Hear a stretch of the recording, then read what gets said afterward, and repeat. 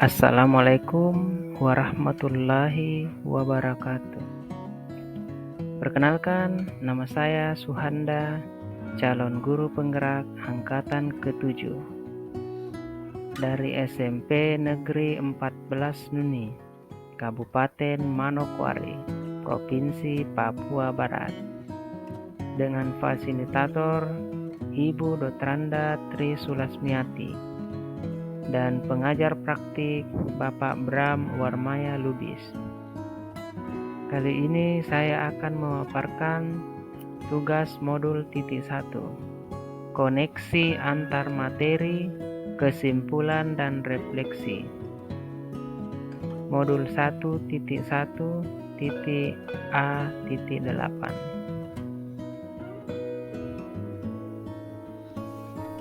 Pendidikan calon guru penggerak yang selama ini saya telah ikuti telah memberikan pelajaran dan pengajaran bagi saya sebagai seorang guru, khususnya sebagai guru BK. Pada kali ini, saya akan memberikan kesimpulan dan refleksi terkait pemikiran Kiai Hajar Dewantara dalam 3 pertanyaan pada tugas modul koneksi antar materi pada modul 1.1. Saya akan memberikan refleksi terkait dengan diri saya dalam 3 pertanyaan tersebut. Apa yang Anda percaya tentang murid dan pembelajaran di kelas sebelum Anda mempelajari modul 1.1?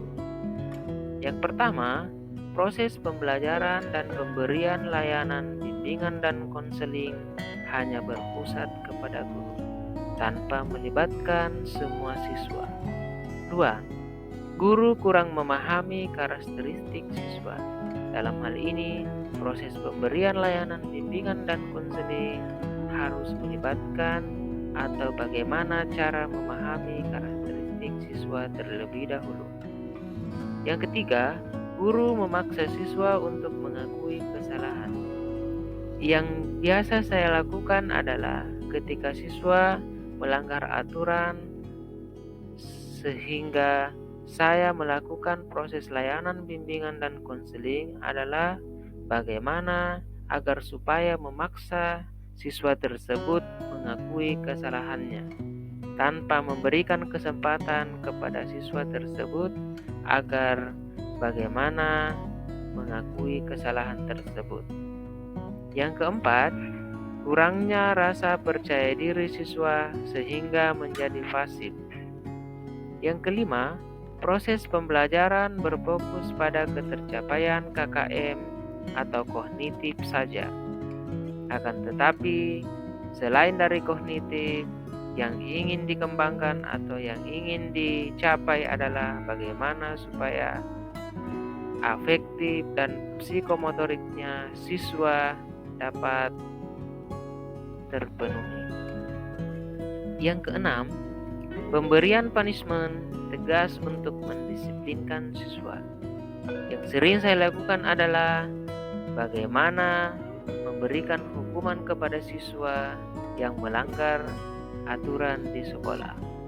Yang ketujuh, guru bertugas hanya mentransfer ilmu tanpa melihat bahwa sikap juga harus bagaimana dituntun supaya bisa berperilaku dengan baik.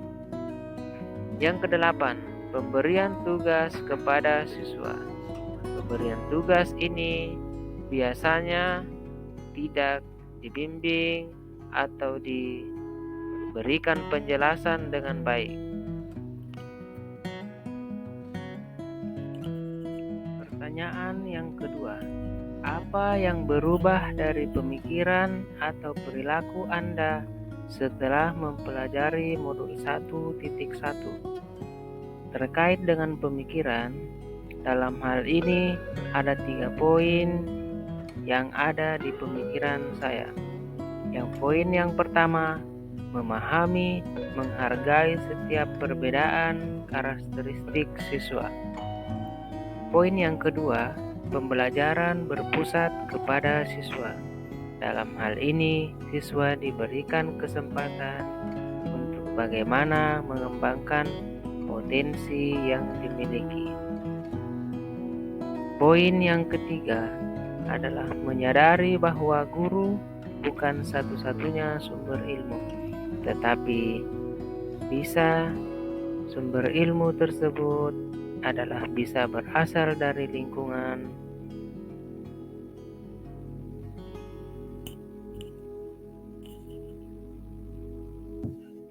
yang berubah dari segi perilaku.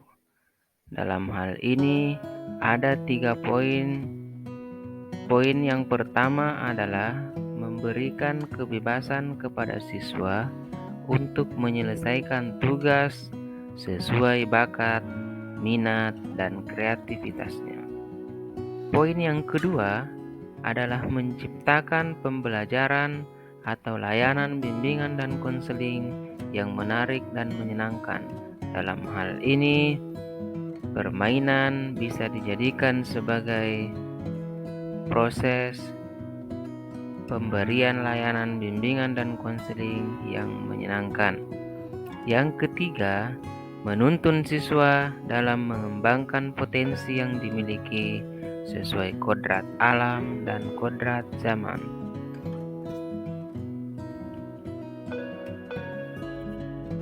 Pertanyaan yang ketiga, apa yang dapat segera Anda terapkan lebih baik agar kelas Anda mencerminkan pemikiran Kiai Hajar Dewantara?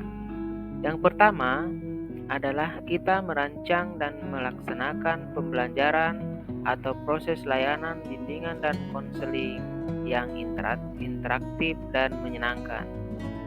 Yang kedua, menerapkan konsep merdeka belajar. Yang ketiga, menjadi fasilitator, motivator, sekaligus inspirator bagi siswa. Yang keempat adalah menerapkan sistem AMONG, yaitu bagaimana kita menuntun tapi bukan menuntut. Kelima, pembelajaran atau bimbingan dan konseling yang mengutamakan aspek budi pekerti. Yang keenam, pembelajaran atau bimbingan sesuai dengan kodrat alam dan kodrat zaman. Dengan demikian, pendidikan adalah menuntun anak sesuai dengan bakat dan minatnya agar dapat berkembang secara optimal. Pendidikan sejatinya adalah berhamba kepada anak.